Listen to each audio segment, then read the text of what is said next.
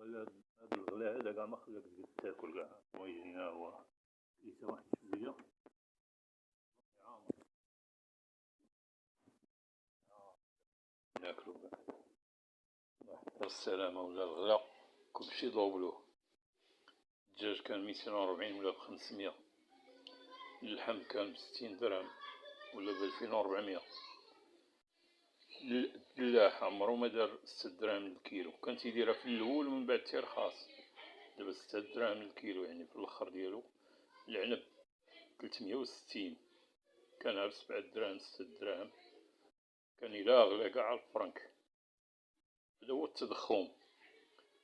يعني إلا عندك مليون بحال عندك 100,000 ريال.